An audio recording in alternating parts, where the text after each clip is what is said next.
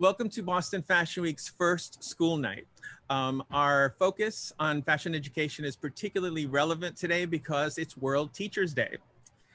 This is our virtual red carpet introduction to a menu of online fashion content created by fashion design students from the Boston Arts Academy. We have a great team assembled. Tonya Mezrich, Nubia Williams, Elisabetta Polito, Sam Mendoza, and Evelyn Reyes Beato. They're here to give you some insights into what you're about to watch. They're going to reflect on how important it is to come together, keep creative during a crisis, and most importantly, support burgeoning talent. Before we move forward, I just wanted to say that I'm very proud to be the chair of BAA's Fashion Tech Advisory Board. I got a head start on my fashion education in New York at the High School of Fashion Industries. And I love seeing a similar program for high school students right here in Boston. Now I'd like you to get to know our guests. So I'm gonna ask each one of them to tell us a little bit about how they're in fashion, and the kind of work that they do. So Tanya, would you like to get us started? Sure, I'd love to kick it off. Thank you for inviting me to be here, Jay. Boston Fashion Week and Boston Arts Academy are near and dear to me. I myself am a recovering fashion designer. I had a line called Mike and Ton, and we opened at one of the very first tents that Boston Fashion Week had years ago, and that is still such a fond memory of mine, one of my high points in my fashion career. I've moved on since then. The line is shuttered now, but it's still always in my heart to design. Now I'm currently the co-creator, executive producer, and host of the TV show Boston's Red Carpet. And I still wanted to keep my hand in fashion. And basically the show covers philanthropic events in the Boston area that have a high fashion component. So there's always fashion all around us and there's people doing good. And so what better way to bring those two together, but to showcase it in a TV show for all of our viewers all across New England. So that's what I'm doing in fashion now. And I really am so excited to be here because, everyone has to start somewhere, and seeing, BAA and having Boston having its own fame school is such a huge and important thing for our community. So it's really, really such an honor to be here and support these students in their emerging artistic designer careers. It's awesome. I agree with you. It's really an honor to be able to kind of witness them at the very beginning. Okay, so Nubia. Hi, I'm Nubia Williams. I am an apparel designer for Puma, so I do the women's running apparel there. And then I'm also the creative director and designer of Brand Nubia, which is my own brand where we focus on custom women's wear. And I actually made my fashion debut for Boston Fashion Week 2015. I was a recent Parsons grad and I was so optimistic and ready to hit the ground running, but I found it extremely difficult to land a job in the industry. So I decided to launch my collection during Boston Fashion Week after learning about it. And ever since then, I couldn't have imagined the amount of recognition I would have received from this. My first press, my first jobs, industry jobs, and then now my own line. So it's definitely kickstarted my career. And I know it's done so much for other emerging designers. I'm also an alum for public arts high school as well. So I understand firsthand the importance of having all facets of your creativity nurtured at this stage in your life. So super excited to see what this academy has for us today. I'm so excited. Excellent. All right, and then we have two faculty from BAA, and let's start off with Elisabetta Polito. Hi, so yeah, I started as a costume designer, really. I moved here and that's where I learned all my skills.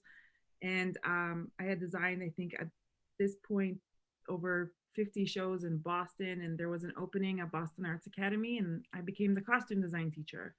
And then that slowly progressed in towards the fashion technology teacher. And now I'm the fashion technology program director, which is amazing. It's interesting how a career in costume design now leads me to teaching students about fashion technique and design. And I feel like I'm one of the very few who really gets to do what they love every day. I love sewing. I breathe it. I mean, the kids make fun of me sometimes, and I'm okay with that.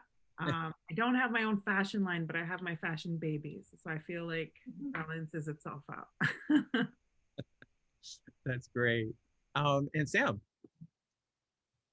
Hi, thank you, Jay. I'm excited to be here, so thank you.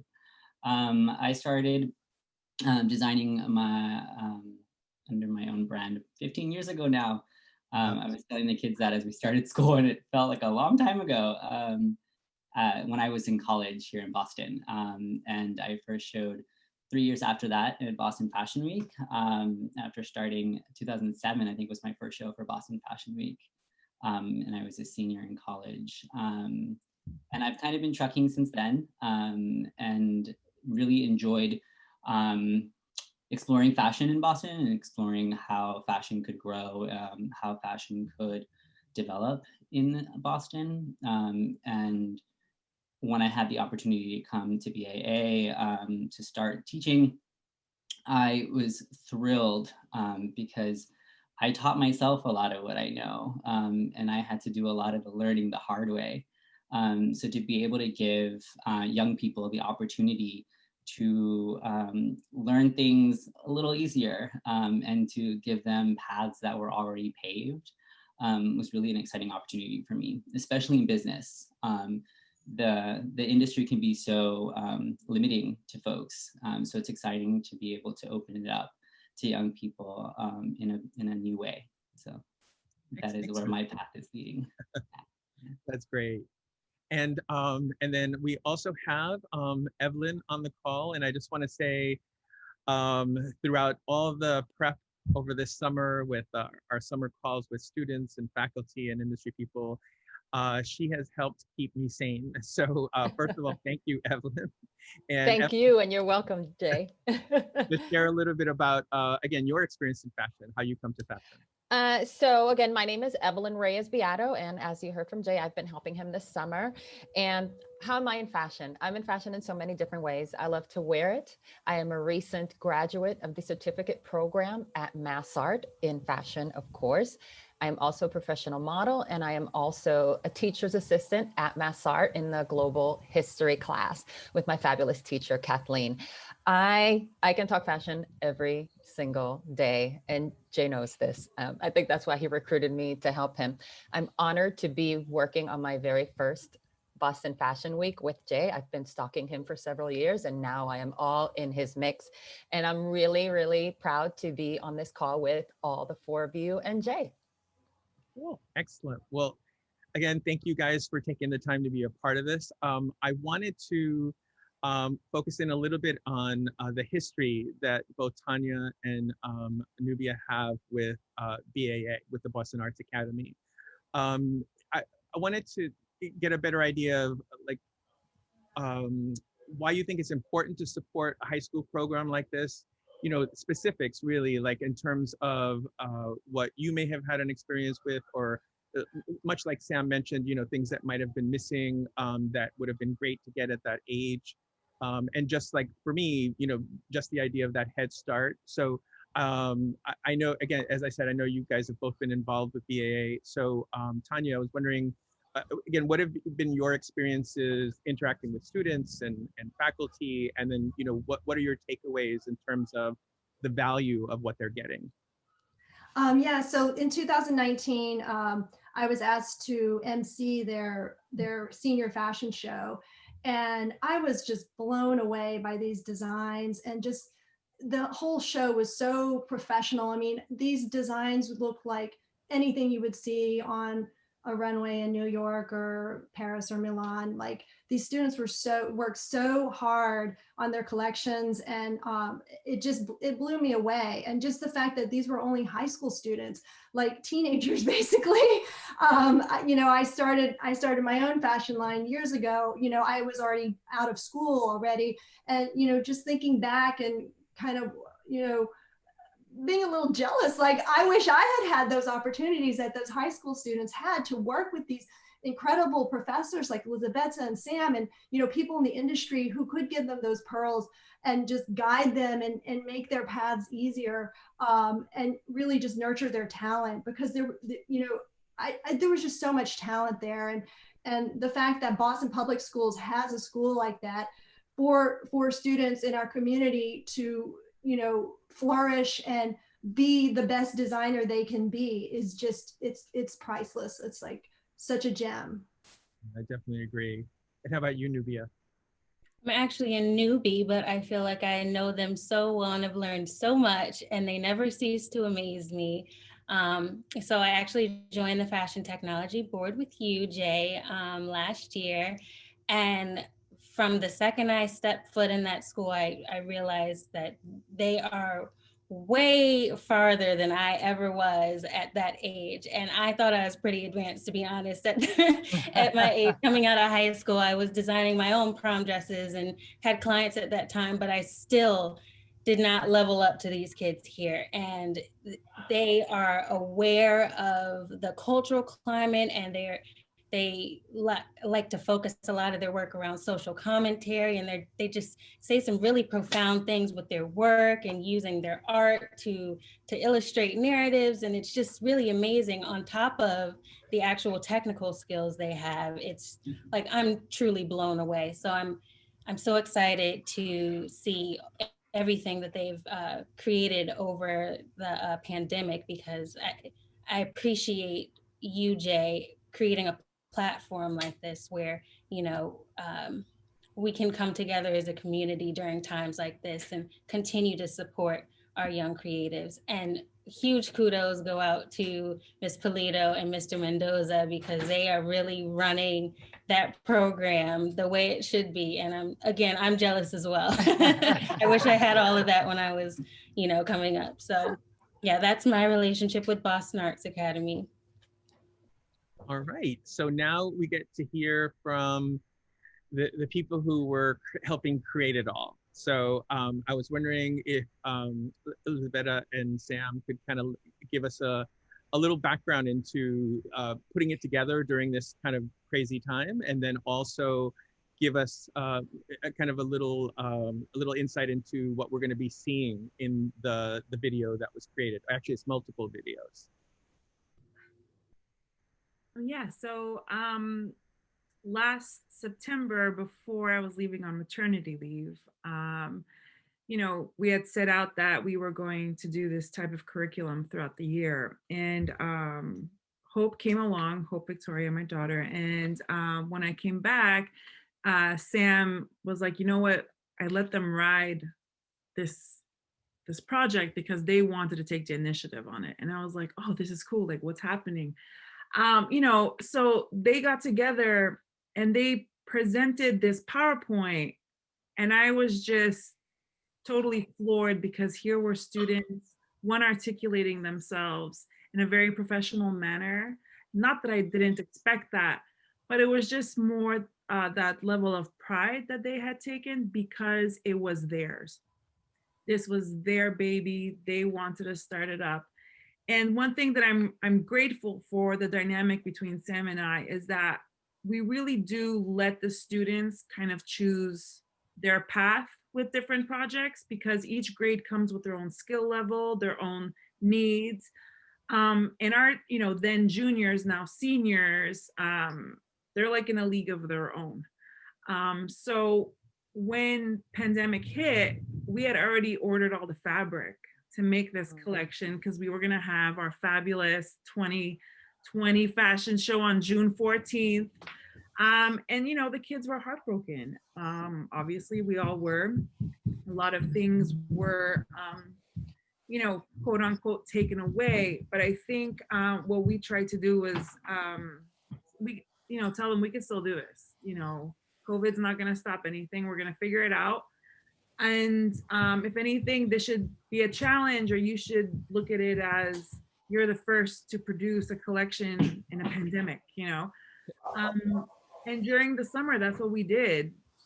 We just were working on it, and it was hard, because it's summertime, pandemic or not, who doesn't want to, who doesn't feel like it, who's, you know, everywhere and nowhere. And, but, you know, even before we let out for the summer, when we invited you, Jay, you know, to come in and just see what they had done and listen to their presentation, you know, we're grateful for those moments that we have with everyone who is here tonight, you know, and especially you, that you're able to come and see this progression, this growth within our students. And, you know, you saw it too. There was just this way of how they presented it. And we're just so happy that we were given the platform to like bring it to life, you know.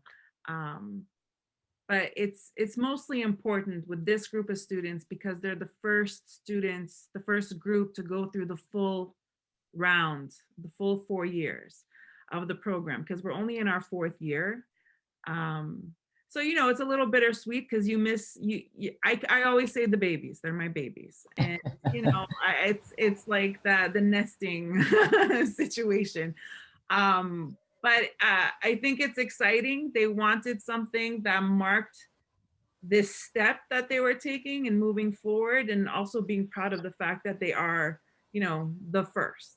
So, it was, you know, it's a great little tidbit. Yeah, and great things come out of adversity like this. True. The class of 2020 is just going to be equipped in such a different way from all previous classes. It's very true. They are a force. They have been, I think, you know, when we started working with them over the summer, at first there was this apprehension about, you know, things about whether or not it was even worth doing anything. And, but once they got into it, this is kids from all the different schools. It was just really wonderful to see how creative they got about presenting as well, and about delivering their message, showing their process, all different kinds of things. So can you guys tell us a little bit about, again, what we might see in the video, or the videos, like what kind of, because it's actually called Inauguration, right? Their main video that they created around this. So can you tell us a little bit about the message and what that means, and, you know, what kind of video are we going to see? So inaugurated, for them, they wanted to create an all-white collection. For them, it was about putting everyone kind of on the same level, but showing empowerment, showing strength. I think Sam could kind of like chime in a bit more about the white, because that was a decision that happened. I call it the maternity era. But, you know, once they finally put it all together, I commissioned our film teacher, and he came to help, you know, film it for us. And what was very important about where we filmed it, and especially after, you know, them expressing that it's the white collection, that it's about empowerment, was one of our students who was essentially the lead, one of the leads on this project, Katie Malcolmez. Her parents run like a community center, and on their street they painted a mural, and the mural is very relevant to what had been going on since March, and especially to now. And on one side of the wall, it's all the names of people who have been killed by police officers, and on the other side were people in the neighborhood who had been killed. But it's this beautiful mural, not to be sad, but about representing this life and celebrating life. And I just thought it was a really nice background for this. And the fact that, you know, Katie had helped paint it, I thought just, you know, cherry on the sundae kind of thing. And, you know, it's very interesting to film with dress forms in the middle of the street in Dorchester, and trying not to get the photographer and videographer run over by a car. So it was fun. It was actually fun. But Sam, I mean, you know more about why it's white or other design details. The genesis of the idea. Yeah. Yeah, I mean, just to touch on what Nubia said, these students, these young people, they come to their work with such purpose and such perspective. And as teachers, really, our job is to guide And many times we have to remind them that they have the answers, they have all the knowledge that they need. And what we're doing is really just trying to help them mold that and to bring that out some more. And so part of what we did, and what I think what Lisa and I always do, is to guide them in that process. And at the beginning, that's what it was. They came with a want to make a collection together and to have a very strong point of view. And at every step, they made the decisions. And what I really give them a lot of credit for is the nuance that they built into all of their work.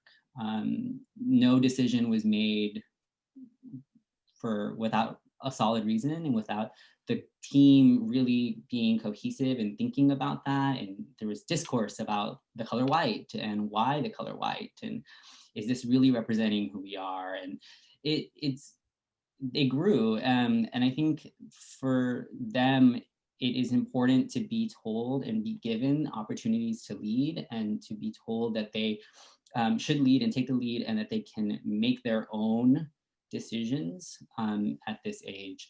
And it was exciting to see what they did with that. And I think we should also make sure not to downplay Lisa's incredible work all summer and through with them, because really her leadership is what made this happen in a very real way.